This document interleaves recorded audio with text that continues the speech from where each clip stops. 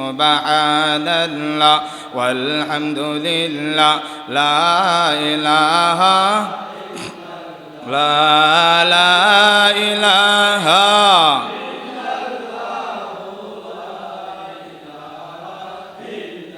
লা ইলাহা লা ইলাহা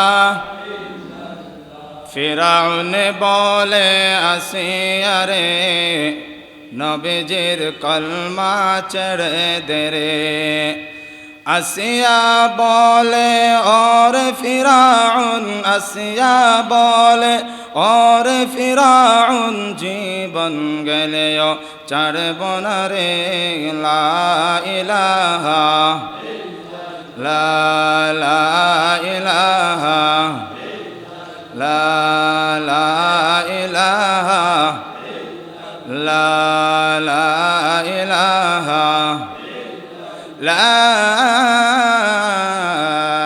ইলাহা ইল্লাল্লাহু মুহাম্মাদুর রাসূলুল্লাহ সাল্লাল্লাহু তাআলা আলাইহি ওয়াসাল্লাম।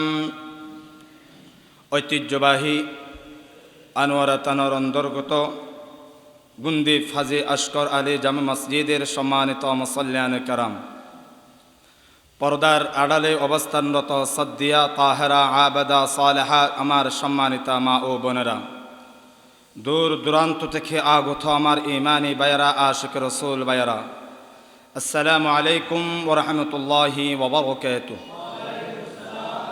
রব্বুল আলামিনের দরবারে লক্ষ কোটি শুকরিয়া, যে রব্বুল আলামিন দয়া করে মায়া করে অত্যন্ত ভালোবেসে পৃথিবীর সর্বশ্রেষ্ঠ জায়গা আল্লাহর ঘর মসজিদে আসার বসার ইবাদত বান্দাগি করার, বিশেষ করে মাহে জিলহজ শরীফের আখিরি জুমা আদায়ের লক্ষ্যে আমাকে আপনাদেরকে আল্লাহর ঘর মসজিদে আগেভাগে আসার যে তৌফিক টুকুন দান করেছেন, সেই শুকরিয়া আদায়ের লক্ষ্যে মুহাব্বতের আওয়াজে, ইমানি আওয়াজে, হুসাইনি কণ্ঠে হৃদয়ের সব টুকুন ভালোবাসা উজাড় করে দিয়ে সিংহের মতো গর্জন দিয়ে উচ্চ আওয়াজে বলি আলহামদুলিল্লাহ।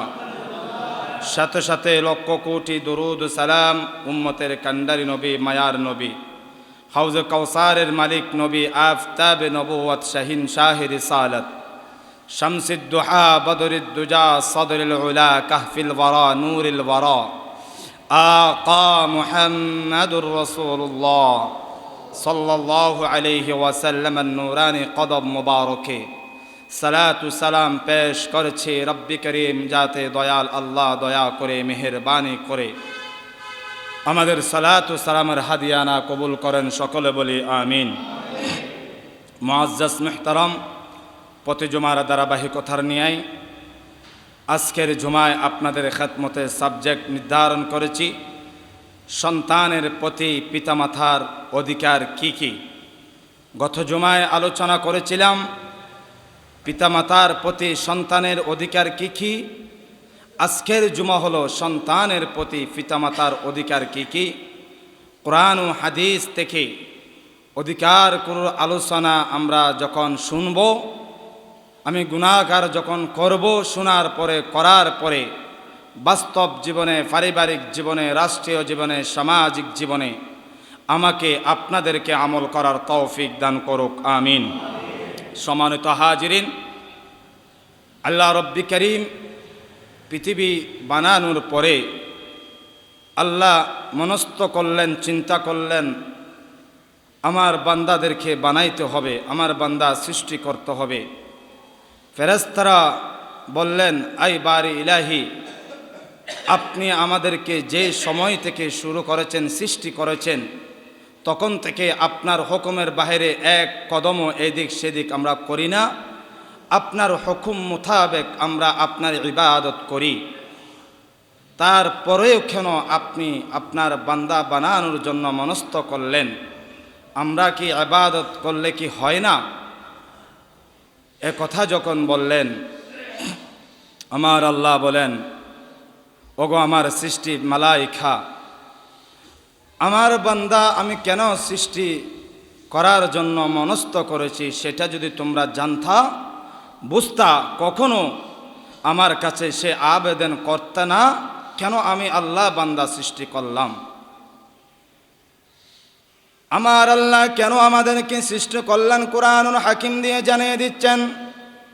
সূরা আয-যাশিয়া শরীফের ২৭তম পারা ২ নম্বর পৃষ্ঠায় কত সুন্দর করে বলেন, ওয়ামা খালাকতুল জিন্না ওয়াল ইনসা ইল্লা লিয়াবুদুন।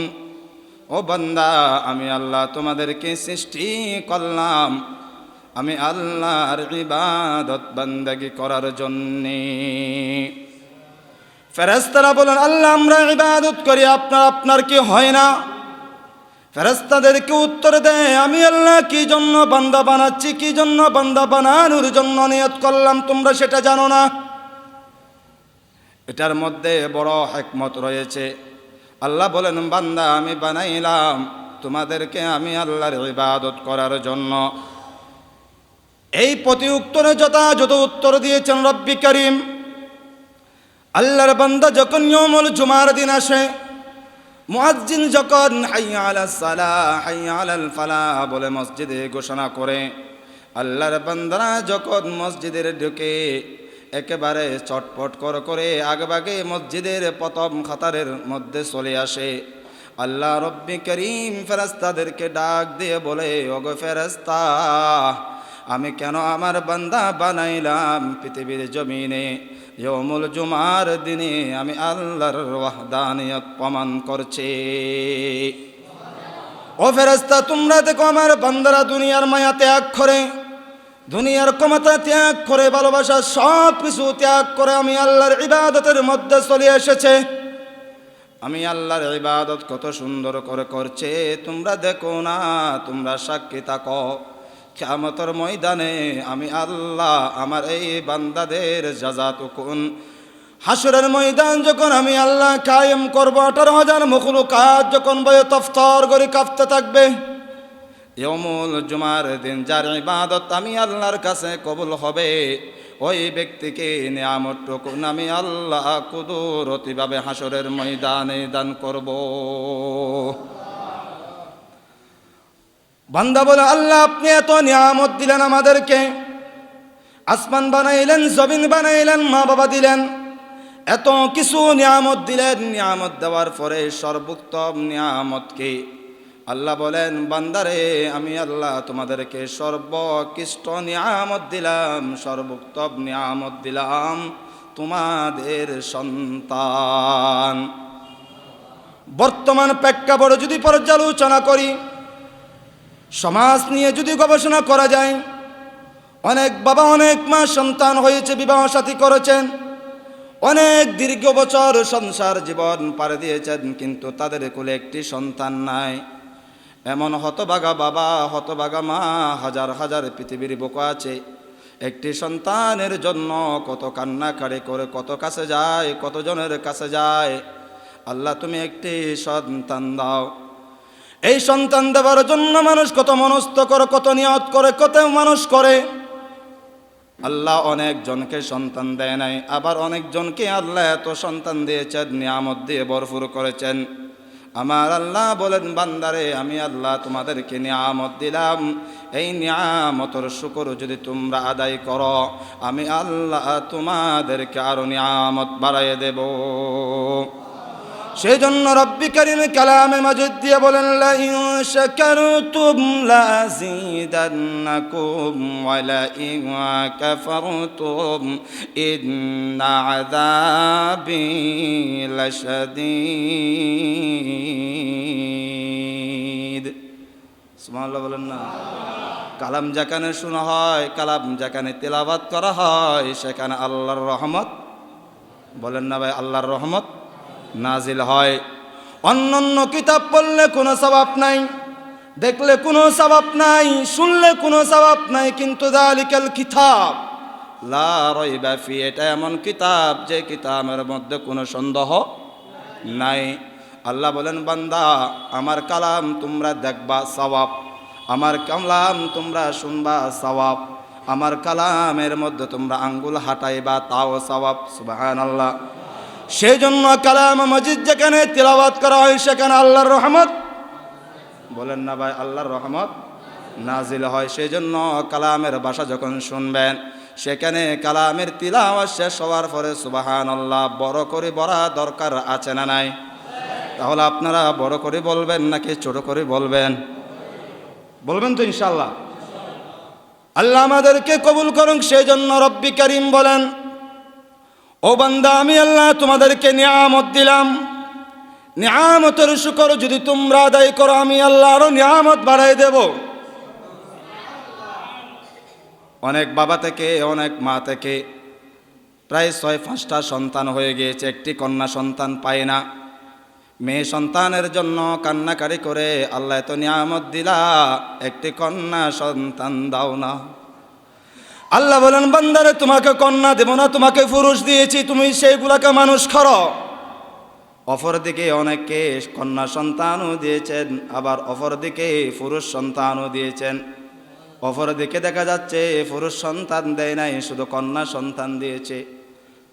সাহাবায়ে কেরাম, কিছু কিছু সাহাবায়ে কেরাম চেহারা একেবারে মলিন করলেন, ইয়া রাসূলুল্লাহ, ইয়া হাবিবাল্লাহ, আমার কা আল্লাহ দয়া করে কন্যা সন্তান দিয়েছেন, পুরুষ সন্তান দেয় নাই। এই কন্যা সন্তান দিয়েছে, কিভাবে ভরণ পোষণ করব? আল্লাহর নবী নবুয়তের জবানে এলান করেছেন, নগো আমার সাহাবীরে, তুমি কন্যা সন্তান পেয়ে তোমার চেহারা তুমি কালো করিও না। একটি কন্যা সন্তান মানি আল্লাহর বানানো জান্নাত তোমাকে আমার আল্লাহ দিয়েছেন। দুটি কন্যা সন্তান মানে দুটো জান্নাত, তিনটি কন্যা সন্তান মানে তিনটি জান্নাত। এভাবে করে আল্লাহর নবী আমাদেরকে গুরুত্ব দিয়েছেন। কন্যা সন্তান যদি হওয়ার পরে মা বাবা যখন বড় করার পরে যখন অপরের ঘরে বিবাহ সাথী দিয়া দেয়, এই পৃথিবীর ভূখণ্ডের মধ্যে একমাত্র বাবাই জানে, একমাত্র মাও জানে তার কলিজা কেমন ছিঁড়ে যায়। আদরের কলিজা টুকরা সন্তান যখন অপরের ঘরে দিয়া দেয়, বাবা একেবারে অন্ধকার হয়ে যায়। বাবা ছটপট করে, কিন্তু ভাগ্যের লীলা কালা, শরীয়ত মোতাবেক পরের ঘরে আমাদের সন্তানদেরকে বিবাহ শাদী দিতে হবে। সেই জন্য রব্বি করিম বলেন, বান্দা আমি তোমাদেরকে নিয়ামত দিলাম। আসমানের নিচে জমিনের উপরে কত নিয়ামত আছে, সমস্ত নিয়ামত থেকে একেবারে সব ক্লাসের নিয়ামত হলো সন্তান। সন্তান নামক নিয়ামত যখন আমি তোমাদেরকে দিলাম, এই সন্তানটুকু তোমাদেরকে যথাযথভাবে তাদের দায়িত্ব পালন করতে হবে। তোমরা যদি এই দায়িত্ব পালন করতে পারো, কিয়ামতের ময়দানে এই সন্তান তোমার জন্য উসিলা হয়ে যাবে। অন্য আয়াতে রব্বি করিম বলেন, ইয়াউমা লা ইয়ানফাউ মালুন ওয়ালা বানুন ইল্লা মান আতাল্লাহ বিকলবিন সালিম। সুবহানাল্লাহ। আল্লাহ বলেন, বান্দা সন্তান জন্ম দিয়েছ, সন্তানকে যথাযথ তোমরা শিক্ষা দিতে পারো নাই। ইয়াউমা লা ইয়ানফাউ মাল, তুমি টাকা আয় রোজগার করেছ অবৈধ পন্থা থেকে, সুদের মাধ্যমে, ঘুষের মাধ্যমে, মদের মাধ্যমে, জুয়ার মাধ্যমে, বাহায়ানার মাধ্যমে, এভাবে সম্পদ তুমি কোটি কোটি টাকা ব্যয় করো, তুমি কোটি কোটি টাকা আয় করেছ, সম্পদের পাহাড় জোগাড় করে দিয়েছ। এই সম্পদ কিয়ামতের ময়দানে তোমার কোনো কাজে আসবে না। আর যদি সম্পদ জমি তুমি হক হালাল পথে যদি আয় করো, এই সম্পদ তোমার পক্ষে কিয়ামতের ময়দানে কথা বলবে। ঠিক তদরূপভাবে সন্তান তুমি জন্ম দিয়েছ, আমি আল্লাহ তোমাকে নিয়ামত দিলাম। এই নিয়ামতের কদর যদি তোমরা ভালোভাবে করতে পারো, আমি আল্লাহ এই সন্তান তোমাদের কাজে আসবে। না হয় কিয়ামতের ময়দানে তোমাদের বিরুদ্ধে তোমার সন্তান কথা বলবে। নাউজুবিল্লাহ বলেন। এখন সন্তানের অধিকার কি? একজন যোগ্য পিতা থেকে একজন যোগ্য সন্তানকে গড়ে তোলার জন্য পৃথিবীর ভূখণ্ডে আল্লাহর নবী নবুয়তের জবানে আমাদেরকে কয়েকটি পয়েন্ট শিখিয়ে দিয়েছেন। প্রায় 20টি পয়েন্টের কথা আপনাদেরকে বলবো। আল্লাহর নবী বলেন, উম্মত তোমার সন্তান যখন পৃথিবীর ভূখণ্ডের মধ্যে আসবে, সর্বপ্রথম তোমাদের যখন সাংসারিক জীবন হয়েছে, তোমার স্ত্রীর সাথে যখন তুমি গোপনে মিলনে যাবা, তোমার হক যখন আদায় করতে যাবা, আদায় করার আগে আল্লাহর কাছে ইব্রাহিম খলিলুল্লাহ ইসমাইল জবিহুল্লাহর জন্য যেভাবে দোয়া করেছেন, রব্বি হাবিলি মিনাস সালিহিন, আল্লাহ রে আমাকে নেক সন্তান, এক কন্যা সন্তান দান করুন। সন্তান আসার আগে মা বাবার কর্তব্য হলো আল্লাহর কাছে বেশি বেশি দোয়া করা। আল্লাহ আপনার নিয়ামত আপনি দেওয়ার আগে তোমার কাছে দোয়া করেছে, আল্লাহ আপনি যদি নিয়ামত দেন, আল্লাহ আপনি একজন নেককার সন্তান তোমার পক্ষ থেকে আমাকে দান করিও। মা বাবার এক নম্বর কর্তব্য হলো সন্তানের জন্য মায়ের গর্ভে আসার আগে আল্লাহর কাছে কি করা? বেশি বেশি দোয়া করা। দ্বিতীয় নম্বর হলো জন্মের পর সন্তান যখন পৃথিবীর ভূকণ্ঠের মধ্যে আসবে, সর্বপ্রথম দুনিয়ার কোন আওয়াজ শোনার আগে ডান কানে আজান, বাম কানে ইকামাত। সুবহানাল্লাহ। মুফাসসিরিন কেরাম আব্দুল্লাহ বিন আব্বাস রাদিয়াল্লাহু তাআলা রাইসুল মুফাসসিরিন, হাদিস বিশারতের মধ্যে, কোরআনের আয়াত তাফসীরের মধ্যে একেবারে টপ ক্লাসের যাকে বলা হয়, আব্দুল্লাহ বিন আব্বাস বলেন, সন্তান যখন ভূমিষ্ঠ হয়ে যায়, ওই সন্তানের ডান কানে আজান দেওয়া হয় এবং বাম কানে ইকামত দেওয়া হয়। এখন প্রশ্ন এখানে, আজান দেওয়া হয় নামাজের জন্যে, ইকামত দেওয়া হয় নামাজের জন্য। হুজুর প্রশ্ন, নামাজ কোথায়? নামাজ কোথায়? প্রশ্ন জাগে না, নামাজ কই? আব্দুল্লাহ বিন আব্বাস বলেন, ও আমার আল্লাহর নবীর উম্মত, তোমরা ভালোভাবে শোনো। আমার নবী বলেন যে আজান আর ইকামত দেওয়া হয়েছে তোমাদের হায়াতে জিন্দাগি, 50, 60, 70 বছর যে হায়াতে জিন্দাগি পেয়েছ, তোমার আখিরি নিঃশ্বাস যখন তোমার শরীর থেকে বের হয়ে যায়, রূহ নামক নিয়ামত যখন বেহেন হয়ে যায়, আজরাইল যখন আসে, আজরাইল বলে, ও আল্লাহর বান্দা, দুনিয়াদারি অনেক খরচ, আর তোমার হায়াতের বাজেট, বলেন না ভাই, হায়াতের বাজেট শেষ, টাকার কোনো সুযোগ নাই। এ কথা যখন বলে, আল্লাহর মুমিন বান্দা যারা আছে তাদের রুটুকুন এই যে শরীর থেকে বাইর হওয়ার সময় বলে, আল্লাহর সন্তুষ্ট শিখতে, আল্লাহর জান্নাতের জন্য তুমি বাহির হয়ে যাও। ইয়া আইয়াতুহান নাফসুল মুতমাইন্না ইরজিই ইলা রাব্বিকা রাদিয়াতাম মারদিয়্যা ফাদখুলি ফি ইবাদি ওয়াদখুলি জান্নাতি। আল্লাহর সন্তুষ্ট শিখতে বান্দা, ওই শরীর নামক নিয়ামত থেকে রুটুকুন বাহির হয়ে যাও। আল্লাহর মুমিন বান্দা যারা আছে তাদের রুটুকুন ছটপট করতে থাকে, বিভিন্ন শরীরের অঙ্কে আল্লাহর নবীর পাশে নিয়ে যাইতেন, কাছে নিয়ে যেতেন, ইয়া রাসূলুল্লাহ, আল্লাহ দয়া করে আমাকে সন্তান দিয়েছেন, এই সন্তানকে একটু আপনি দোয়া করে দেন। আল্লাহর নবী খেজুর চাবায়া ওই সন্তানের মুখের মধ্যে খাওয়াই দিতেন। সেটা তো আল্লাহর নবীর আমল।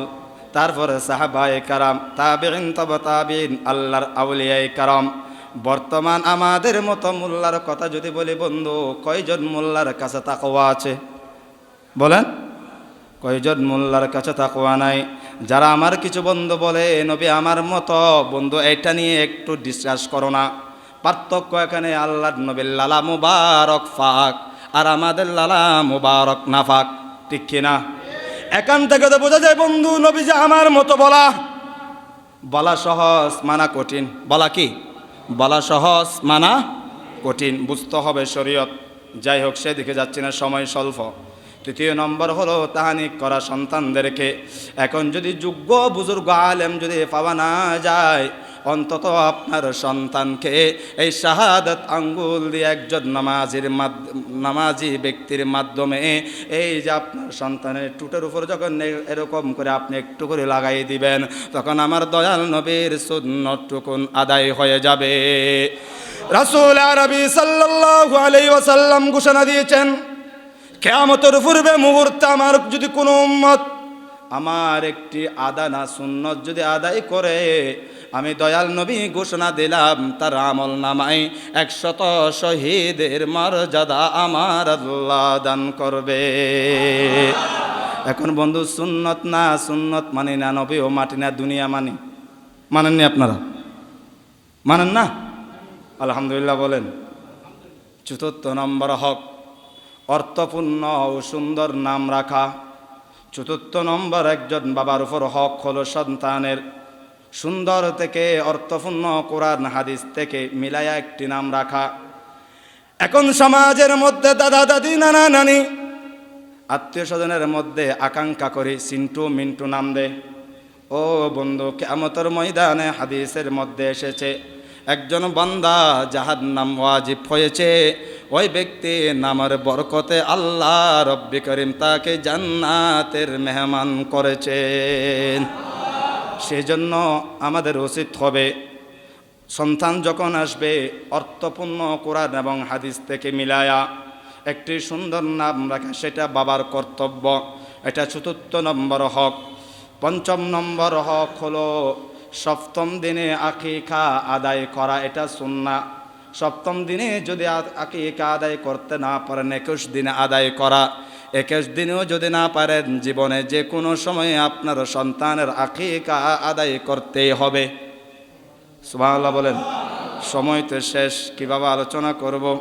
হাদিসে ঢুকতেও পারি নাই, এবারত পড়তেও পারি না, পয়েন্টগুলো বলতে সময় শেষ। আপনারা আসেন, আরও দেরি করে আসেন, আলোচনা শুনে মজা পাবেন আরো। তাহলে 7 নম্বর হক হলো অর্থপূর্ণ ও সুন্দর নাম রাখা।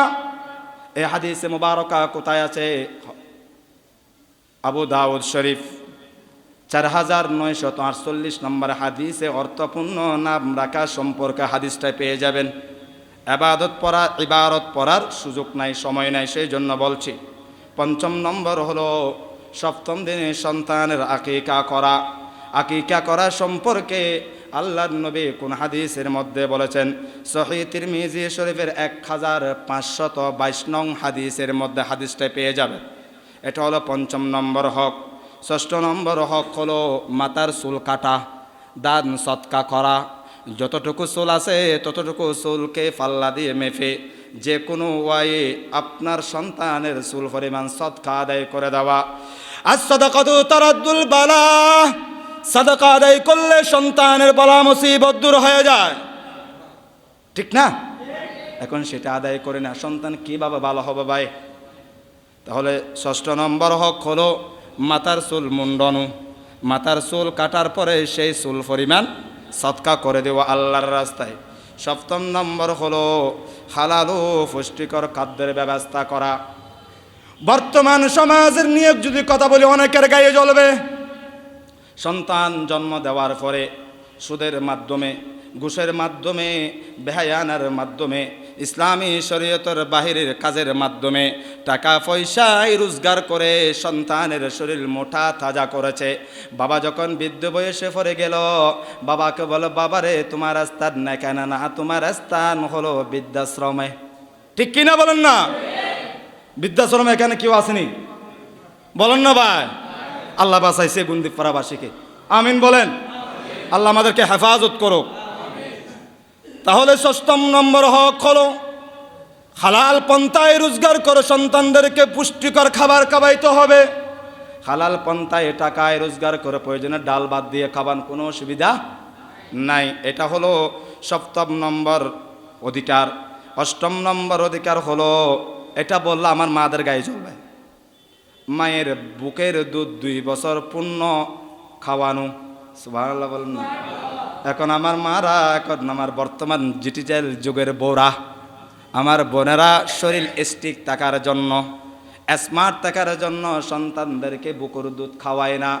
ও বোন, একটিবার চিন্তা করে দেখো, তোমার যে সন্তান তুমি 10 মাস 10 দিন গর্ভে ধারণ করে পৃথিবী নামক নিয়ামত দেখাইলা, এই সন্তানকে তুমি বুকের দুধ খাওয়াইলাই না, খাওয়াই নাই। কিয়ামতের ময়দান তো দূরের কথা, দুনিয়াতে তুমি সেই সন্তান থেকে কখনো অধিকার পাবে না, ঠিক না?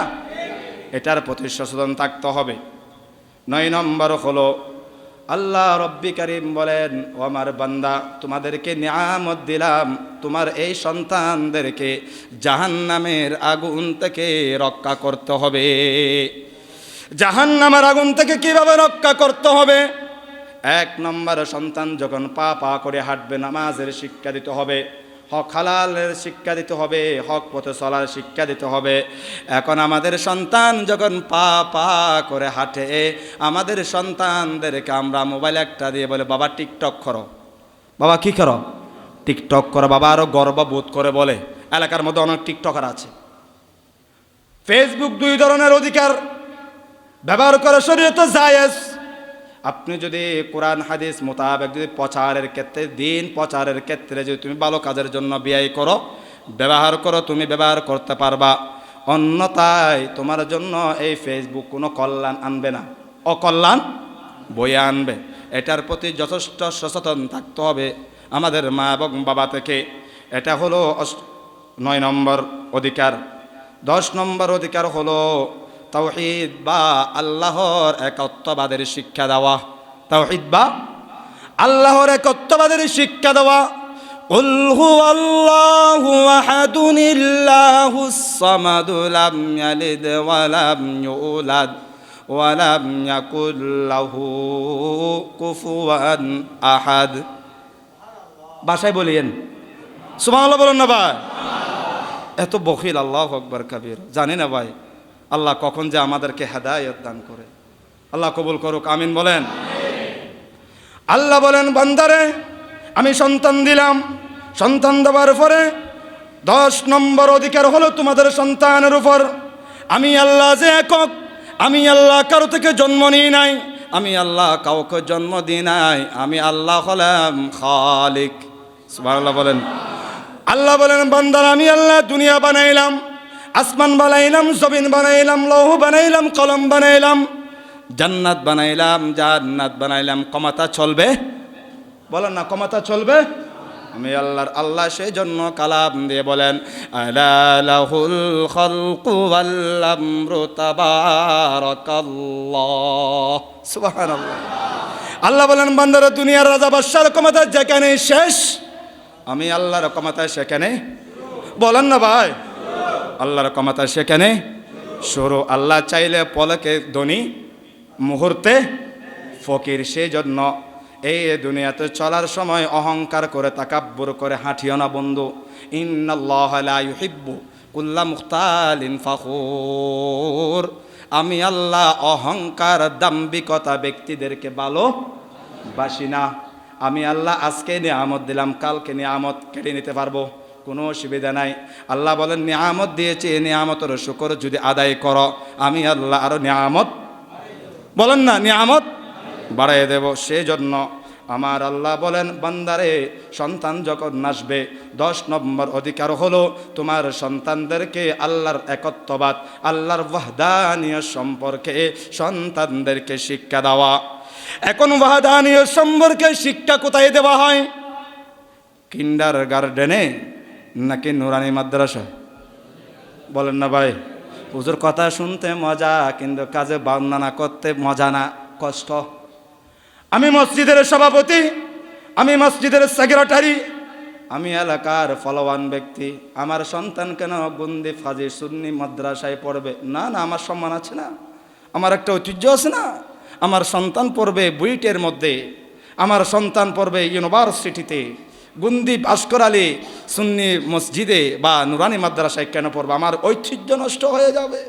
বন্ধু চিন্তা করো, অপেক্ষা করো, তোমার স্থানও সেই বৃদ্ধাশ্রমে হবে। ঠিক কিনা বলেন? 11 নম্বর পয়েন্ট হলো, সন্তান যখন 7 বছর বয়সে উপনীত হবে, সন্তানদেরকে নামাজের শিক্ষা দেওয়া। এই নামাজের শিক্ষা যদি দিই, আল্লাহ রব্বি করিম বলেন, সলাতা খানাত আলাল মুমিনিনা কিতাবাম মাওকুতা। নির্দিষ্ট সময়ে আমাদের উপর নামাজ ফরজ করা হয়েছে। অন্য আয়াতে বলেন, ও আমার বান্দা, তোমরা ভালোভাবে শুনো, নামাজের মাধ্যমে আল্লাহ তোমাদেরকে অশ্লীল খারাপ কাজ থেকে তোমার সন্তানকে রক্ষা করবে। সুবহানাল্লাহ বলেন। 12 নম্বর অধিকার হলো 12 নম্বর অধিকার হলো উত্তম আখলাক, শিষ্টাচার শিক্ষা দেওয়া, হুসনুল খুলুক।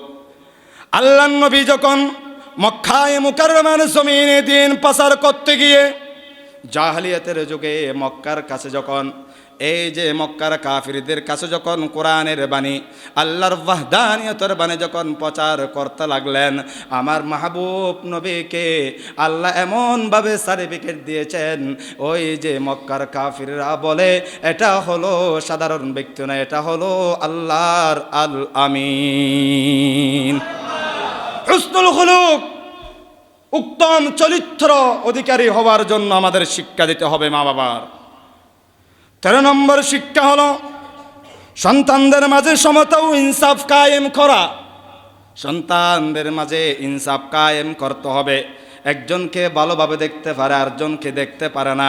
একজনকে সন্তানের পাহাড় দিয়েছেন, আরেকজনকে দেন না। ও বন্ধু, কিয়ামতের ময়দানতে দূরের কথা, কবর যখন আপনাকে রাখা হবে, ওই সর্বপ্রথম আপনাকে সন্তানের অধিকারের হক আদায় করা পর্যন্ত তোমার থেকে প্রশ্ন করতেই থাকবে। নাউজুবিল্লাহ বলেন। এটা হলো কয় নম্বর? 13 নম্বর। 14 নম্বর হলো ছেলে ও মেয়ের মাঝে বৈষম্য না করা। মেয়ে যখন বিবাহ দিয়েছি, তুই আর কোনো কিছু পাবি না, আমার সন্তানের জন্য সব কিছু বরাদ্দ। না না, ছেলের জন্য যে অধিকার, মেয়ের জন্য সেই অধিকার, এটাই মনে রাখতে হবে। 15 নম্বর অধিকার হলো স্নেহ ও ভালোবাসা, দয়া প্রদর্শন করা। সন্তানদেরকে সারাক্ষণ হাউমাউ করলে হবে না, দম খাইলে হবে না। ভালোবাসা দিয়ে সন্তানদেরকে শিষ্টাচার আদব শিক্ষা দেওয়ার জন্য রব্বি কারীমের নির্দেশ। 16 নম্বর অধিকার হলো সন্তানদের বিছানা পৃথক করা। সন্তান যখন উপযুক্ত হয়ে যাবে, মা এবং বাবার বিছানা থেকে আলোকভাবে রাখা আল্লাহর নবীর নির্দেশ। সুবহানাল্লাহ বলেন না, এটা মাথায় রাখতে হবে। 17 নম্বর হলো বিয়ে ও পূর্ণ বাসস্থানের ব্যবস্থা করা। উপযুক্ত সন্তান যখন হয়ে যায়, মেয়ে আনার সময় ছেলের জন্য টাকাওয়ালা, কার কাছে টাকা আছে, বাড়ি আছে, তা দেখে। কিন্তু মেয়ে বিবাহ দেবার সময় চিন্তা করে না, টাকাওয়ালা দেখে দেখে মেয়েকে বিবাহ দে। অপর দিকে সন্তানকে নামাজি নাকি বেনামাজি বাবা সেটা চিন্তা, বলো না ভাই, চিন্তা করে না। সেই জন্য ওই মেয়েকে যখন বিবাহ দেওয়া হয়, স্বামীর কাছে ওই মেয়ে লাঞ্ছিত হয়, ঠিক কিনা? এটা প্রতি খুব সতর্ক থাকতে হবে। পাত্রী এবং পাত্র দেখার সময় আল্লাহ এবং আল্লাহর রসুলের প্রেম অন্তর আছে কিনা সেটার প্রতি যথেষ্ট পরিমাণ জ্ঞান রাখতে হবে। এটাই হলো 17 নম্বর। আর টাকা নাই, পয়সা নাই, দৌলত নাই। আল্লাহর নবী বলেন, যুবক হয়েছো তোমরা, আল্লাহর নবী বলেন তোমার কাছে যৌবন আছে, বয়স হয়েছে, টাকা নাই, বাসস্থান নাই, পরিবারকে খাওয়ানোর জন্য দৌলত নাই, তখন কি করবা? আল্লাহর নবী বলেন তোমরা সর্বপ্রথম রোজা রাখো। কি রাখো? রোজা রাখো। রোজা রাখলে তোমাদের নফস হায়েশা কন্ট্রোল হয়ে যাবে। যে যে পাওয়ার আল্লাহ নিয়ামত দিয়েছেন, সে পাওয়ারটুকুন আল্লাহ দমাইয়ে ফেলবেন। সুবহানাল্লাহ বলেন। দেখেন নিয়ামত কোথায় আছে। গুনাহ থেকে বাঁচার জন্য আল্লাহ সব সময় রাস্তা বাহির করে। এটাই হলো 17 নম্বর। আর 18 নম্বরের মধ্যে যদি আমরা যাই, আল্লাহ নবী বলেন, উম্মত আমার আল্লাহ তোমাকে নিয়ামত দিয়েছে, মিরাস অর্থাৎ সম্পত্তি যথাযথভাবে যার যার হক অনুযায়ী তার হক তাদেরকে দিয়ে দাও। সুবহানাল্লাহ বলেন। এটা তো আমরা দিতে চাই না। ব্যাখ্যাতে চাইলে অনেক সময় একেবারে আরও 5 মিনিট ওভার হয়ে গিয়েছে। 19 নম্বর, এটা সমাজে বেশি। সন্তান যদি একটু এদিক সেদিক হয়, বাবা এবং মায়ের সাথে যদি একটু অমিল হয়, সন্তানকে অভিশাপ দিতেই থাকে। নাউজুবিল্লাহ বলেন। আল্লাহর নবী বলেন, উম্মত এই পৃথিবীর ভূখণ্ডের মধ্যে 3 জন ব্যক্তির দুয়ার মধ্যে কোনো আল্লাহর দরবারে পর্দা থাকে না। 1 নম্বর হলো মা এবং বাবা, 2 নম্বর হলো মুসাফির, 3 নম্বর হলো মজলুম। সুবহানাল্লাহ বলেন না। 3 জনের ব্যক্তি দোয়া হয়। আপনার সন্তানের পক্ষে আপনি যে অভিশাপ করলেন, আপনার সন্তান যদি নষ্ট হয়ে যায়, পরবর্তীতে আপনার গাড়ে মাসুল দিতে হবে, ঠিক কিনা? সেই জন্য কোনো অবস্থায় সন্তানকে অভিশাপ দিবেন না।